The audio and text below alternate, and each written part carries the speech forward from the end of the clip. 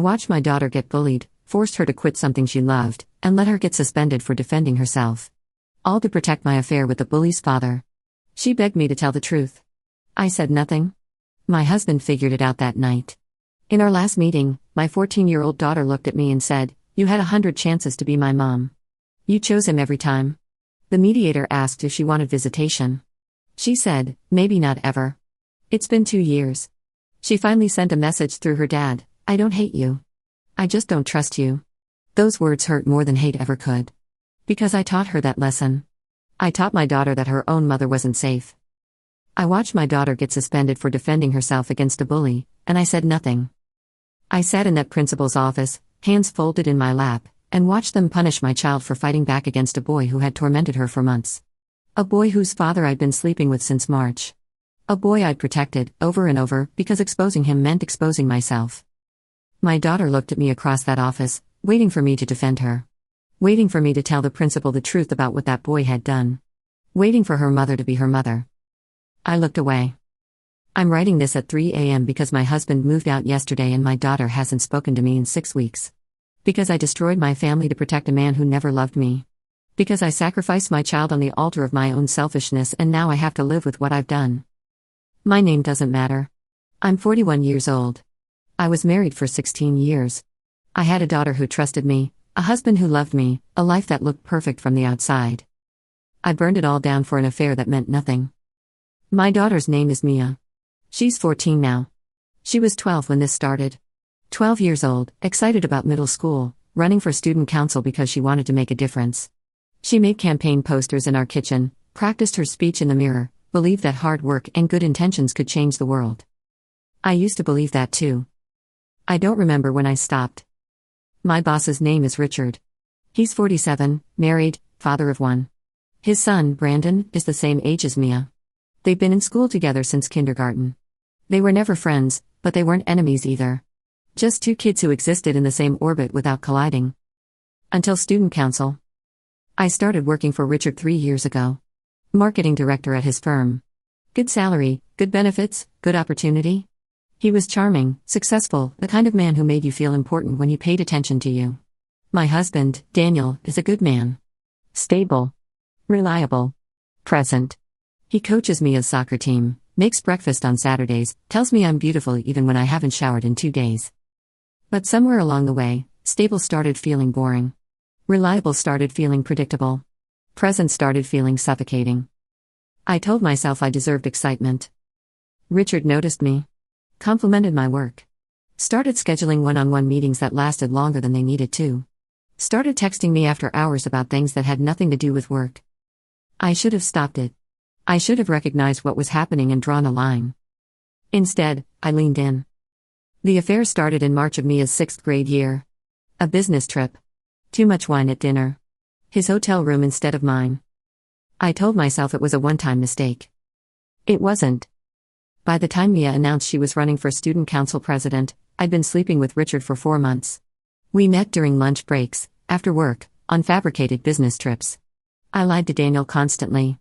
I looked my husband in the eye and invented stories about late meetings and client dinners while I was in another man's bed. I was living a double life, and I was good at it. Then Brandon decided to run for student council too. Richard mentioned it casually one afternoon, post-sex, while we were getting dressed in a hotel room. Brandon's running for president at school. He's actually excited about something for once. I froze. Mia's running too. Richard laughed. Well, may the best kid win. But I saw something in his eyes. A flicker of expectation. Like he assumed I would handle it.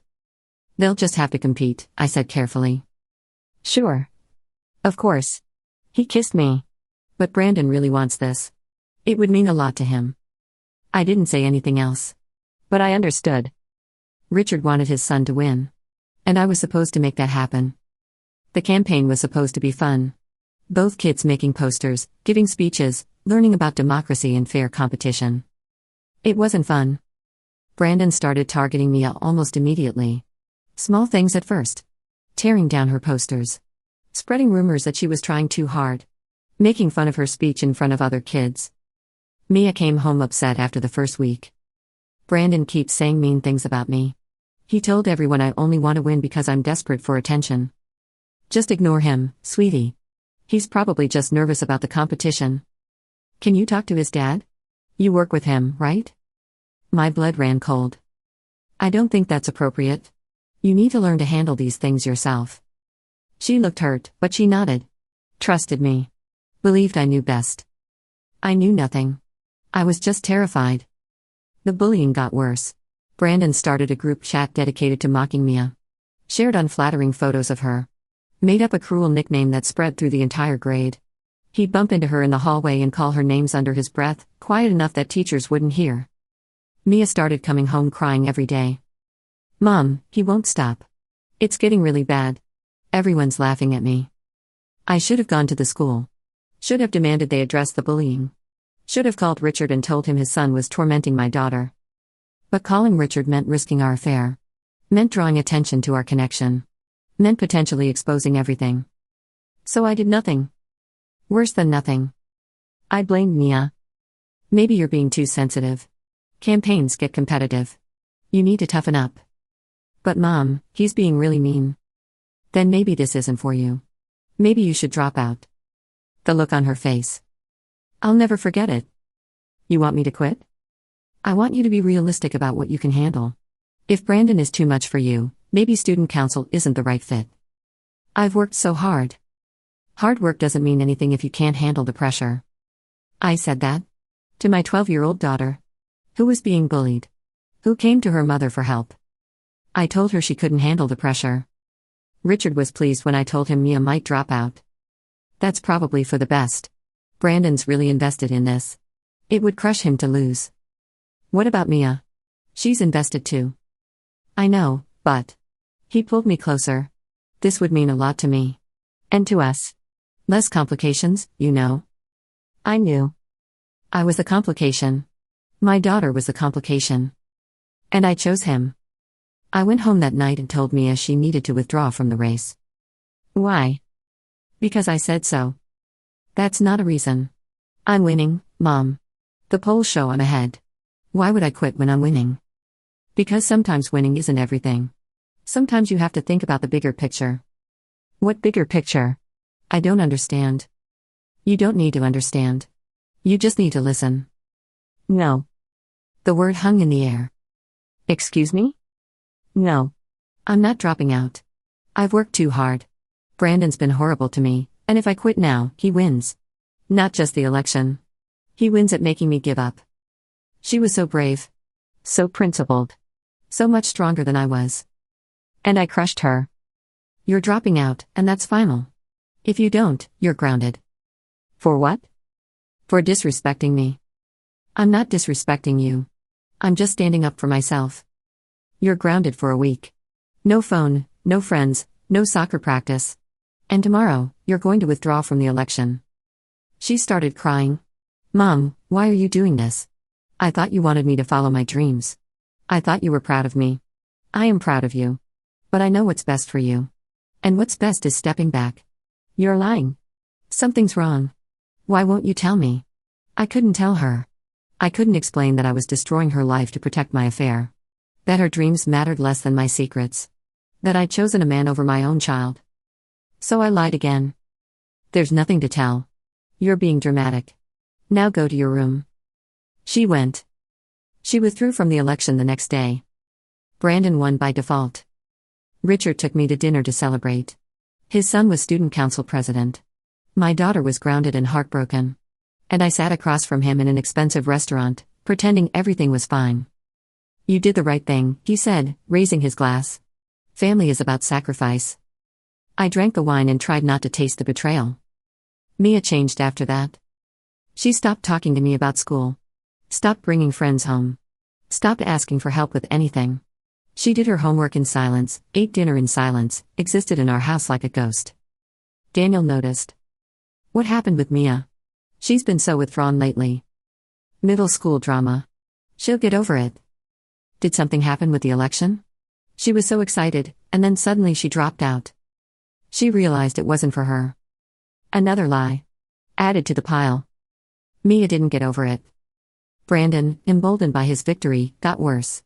The bullying continued even after the election. He'd won, but that wasn't enough.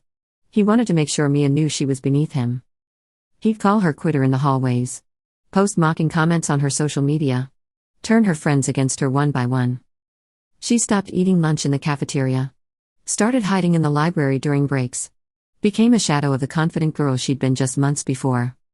And I watched it happen. I watched my daughter shrink, and I did nothing because doing something meant risking my affair. The breaking point came in October. Mia was walking to class when Brandon blocked her path. She tried to go around him.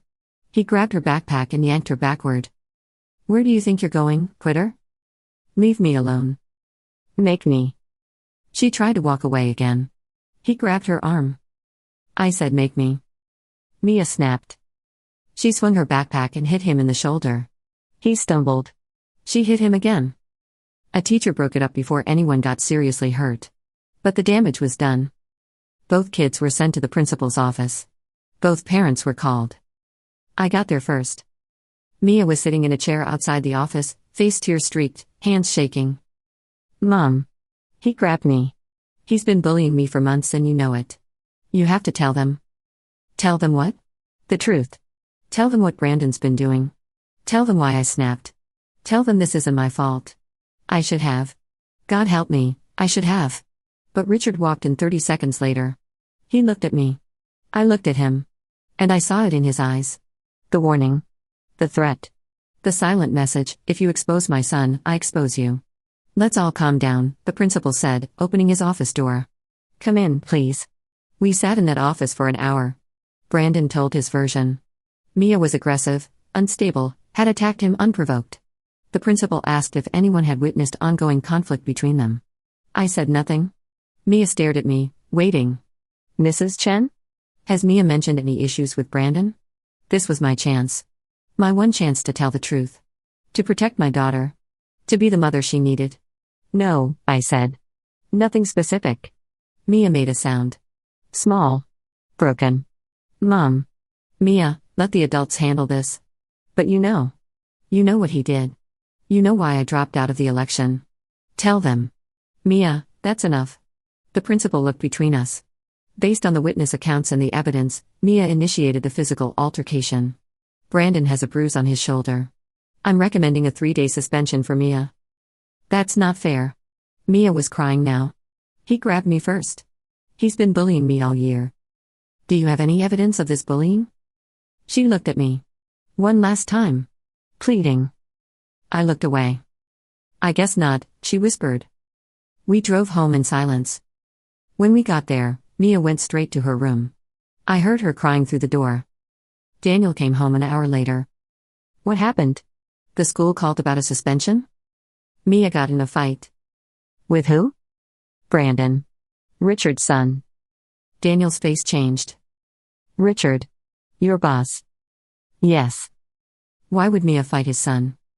I don't know. Middle school drama. But Daniel was looking at me differently now. Like he was seeing something for the first time. You've been working late a lot, he said slowly. Business trips. Dinners that run long. It's a demanding job. Is it? I couldn't meet his eyes. He went to check on Mia. He was in her room for 2 hours. When he came out, his face was gray. She told me everything, he said. About the bullying. About how she begged you to help and you told her to drop out of the election. About how you sat in that office today and let her get suspended when you knew the truth. Daniel. Why? Why would you do that to your own daughter? I couldn't answer. Unless. His voice cracked. Unless there's something you're not telling me. I still said nothing. Are you having an affair with him? The silence was my confession. Daniel didn't yell. That would have been easier.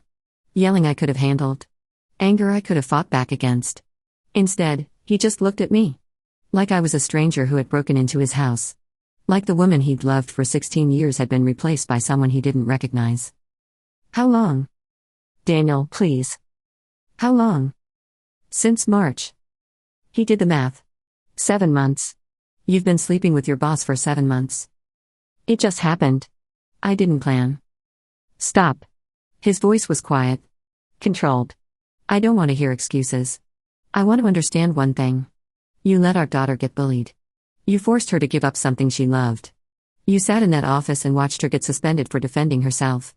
All to protect your affair. I couldn't deny it.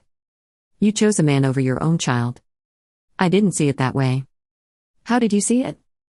I had no answer. Because there was no way to frame what I'd done that didn't make me a monster. Daniel slept in the guest room that night. The next morning, he was gone. Not moved out. Just gone. He'd taken Mia to her grandmother's house, 2 hours away. Called the school and told them she'd be out for the rest of the week due to a family emergency. He didn't tell me where they were. I called him 37 times. He didn't answer. I called his mother.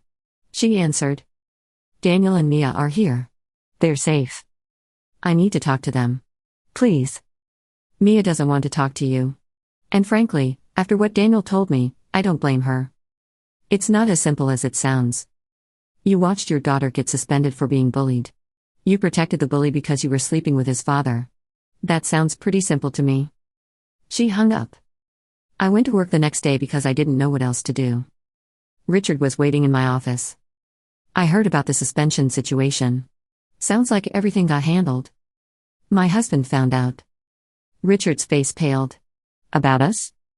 Yes. How? He's not stupid. And our daughter told him everything about the bullying. He put it together. What did you tell him? Nothing. I didn't have to. Richard was quiet for a long moment. This is a problem. My marriage is falling apart and my daughter hates me. Yes, it's a problem. I mean for us. If this gets out. If this gets out? That's what you're worried about? My wife can't know. My position here, my reputation. Your reputation, I laughed. Actually laughed. Your son has been tormenting my daughter for months. I sacrificed her to protect you. And you're worried about your reputation. Keep your voice down. Why? Afraid someone might find out who you really are? He stepped closer. Listen to me. If this comes out, we're both finished. You need to contain this. Talk to your husband. Make him understand. Make him understand that I chose my affair over my daughter. Make him understand that blowing this up helps no one. I looked at this man. This man I'd thrown away my family for. This man I'd convinced myself was worth the destruction. He was nothing. A coward hiding behind his charm. A father who raised a bully and protected him at all costs. A man who used me and was now trying to silence me. I think we're done here, I said. We're done when I say we're done. No. We're done. I stood up. And I'm going to HR. You wouldn't. Watch me. I walked out of that office and straight to Human Resources. I reported the affair. All of it. I knew it would end my career. I didn't care anymore. I needed something to feel like the right choice. Richard was fired 2 weeks later. His wife found out. She filed for divorce. Brandon was pulled from the school and enrolled somewhere else. I was also let go. Quietly. With a severance package and a non-disclosure agreement. I told myself that was justice. It wasn't. Because my daughter was still gone. Daniel served me with divorce papers a month later. He wanted full custody of Mia. Given the circumstances, his lawyer said, no judge would deny it. He was right. Mia refused to see me during the separation. She'd moved back home with Daniel while I'd moved into an apartment across town. I sent her texts every day. She never responded. I sent her letters. They came back unopened. I tried to visit her at school. The office said she'd put me on a list of people not allowed to see her. My 14-year-old daughter had officially blocked me from her life. I requested mediation. The mediator arranged a meeting. Mia, Daniel, me, and a family therapist in a conference room. Mia wouldn't look at me. I'd like to hear from Mia first, the therapist said. Can you tell us how you're feeling? Silence. Then, slowly, Mia raised her eyes. I trusted you, she said. Her voice was steady. I came to you when I was being bullied. I begged you to help me. And you told me to quit. You told me I was being dramatic. You made me give up something I'd worked so hard for. Mia, I'm so sorry. I'm not done. She took a breath. When I finally stood up for myself, when I finally fought back after months of being tormented, you sat there and let them suspend me. You knew everything Brandon had done. You knew he grabbed me first. And you said nothing? I was scared. I didn't know how to. You were protecting your boyfriend, she spat the word. You were protecting the man you were cheating on Dad with.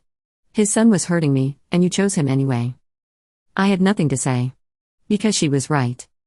I used to think you were the best mom in the world, she continued. I used to tell my friends how cool you were, how you always supported me, how I could tell you anything. I was so proud to be your daughter. Her voice cracked.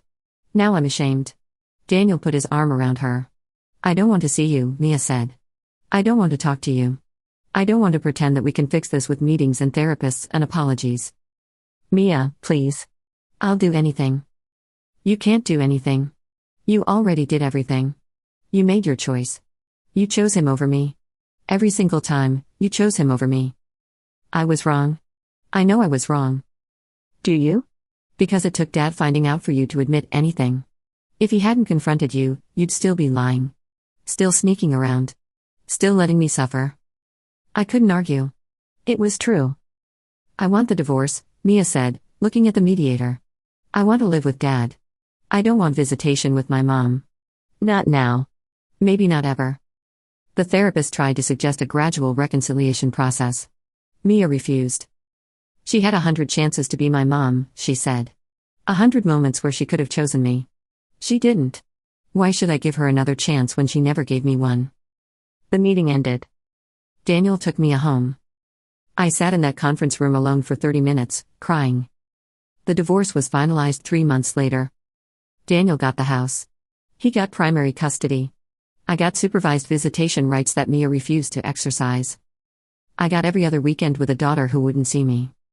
For 6 months, I showed up to the visitation center. Sat in a room with toys and games designed for much younger children. Waited for a 14-year-old who never came. The supervisor would give me sympathetic looks. She might change her mind eventually, she'd say. She hasn't. It's been almost 2 years since Daniel found out. Mia is 16 now. I know because I check her social media from fake accounts. I watch her life from a distance, like a ghost haunting the edges of everything she does. She made honor roll. I saw Daniel's posts celebrating her grades. She joined the debate team. Won a regional competition. Daniel was there with a sign, cheering her on. She got her driver's license. Daniel posted a photo of her holding it up, grinning. She's thriving. Without me. Because of my absence, not despite it. I started therapy a year ago. My therapist doesn't let me make excuses. Why did you prioritize the affair over your daughter? I told myself it wasn't that serious. The bullying, I mean. Kids fight. I thought she was being oversensitive. Did you really believe that? Silence. No. I knew it was bad. I knew she was suffering. But admitting that meant I'd have to do something about it. And doing something meant risking the affair. So you sacrificed your daughter to protect your secret? Yes. And when she defended herself against her bully, you let her take the punishment? Yes. Why? Because Richard was there. Because if I told the truth, he'd tell Daniel. Because I was more afraid of losing my affair than losing my daughter. Saying it out loud made me sick. That was the choice you made, my therapist said. Now you live with it. I live with it every day. I live with the memory of Mia's face when I told her to quit the election. I live with the sound of her crying through her bedroom door. I live with the silence in that principal's office when she begged me to tell the truth. I live with maybe not ever. I wrote Mia a letter 6 months ago. Not asking for forgiveness. Not making excuses. Just trying to explain what I couldn't explain then. Dear Mia, I don't know if you'll read this. I don't know if you'll believe anything I say. But I need to try. What I did to you was unforgivable. I know that. I let you be bullied by a boy whose father I was sleeping with. I forced you to give up something you loved because protecting my affair mattered more than protecting you. I watched you get punished for defending yourself and I said nothing. A mother's job is to protect her child. I did the opposite. I exposed you to harm and then blamed you for it. I told you to be tougher when I should have been fighting for you. I chose a man who meant nothing over a daughter who meant everything. There's no excuse. There's no explanation that makes it okay. I was selfish, and you paid the price. I'm not asking you to forgive me. I don't deserve that. I'm not asking you to see me. I know you need space, maybe forever. I just need you to know that the failure was mine. Not yours. You did nothing wrong. You were brave enough to fight back when no one protected you. You were strong enough to walk away from a mother who didn't deserve you. You were right to choose yourself. I should have chosen you too. Every time, I should have chosen you. I love you, Mia. I know those words don't mean much now. But they're true. They've always been true. I just showed you the opposite. I hope someday you can be happy without the weight of what I did holding you down. I hope you find people who choose you first. I hope your life is full of everything I should have given you and didn't. I'm sorry. I'm so sorry. Mom. I mailed it to Daniel's house. 2 weeks later, I got a response. Not from Mia. From Daniel. She read it. She cried. She's not ready to respond. But she asked me to tell you one thing: she's okay. She's happy. She has friends who support her and a dad who shows up. She's becoming the person she was always meant to be. She said to tell you that she doesn't hate you. But she doesn't trust you. And she's not sure she ever will. She needs you to stop reaching out. Not forever, maybe. But for now. She'll contact you if and when she's ready. Please respect that. Daniel. I've respected it. 11 months without contact. 11 months of watching from the outside. 11 months of living with the consequences of what I chose. It's Mother's Day today. That's why I'm writing this. Because daughters are supposed to call their mothers today. They're supposed to make cards and buy flowers and say thank you for everything you did. Mia won't call. She shouldn't. I didn't do anything worth thanking. I did the opposite of what mothers do. I put my needs before hers. I sacrificed her to protect my lies. I watched her suffer and did nothing. I was supposed to be her safe place. I was supposed to be the person she could always count on. I was supposed to show her what love looks like. Instead, I showed her what betrayal looks like. If you're reading this and you have secrets you're keeping. If you're prioritizing anything over your children's well-being. If you're watching them suffer and telling yourself it's not that bad. Stop. Stop right now. Because I told myself the same lies. I told myself Mia was fine. That kids are resilient. That the bullying wasn't that serious. That my affair was separate from my parenting. It wasn't separate. It was the same choice, over and over. Choosing myself instead of her. And now I sit alone on Mother's Day, looking at photos of a daughter who won't speak to me, knowing that I earned every second of this silence. Mia was brave. She stood up to her bully even though no one protected her. I was a coward. I let her fall so I wouldn't have to face the truth. She deserved a mother who would fight for her. She got a mother who made her fight alone. And the worst part? She still doesn't hate me. After everything I did, she told Daniel she doesn't hate me. She just doesn't trust me.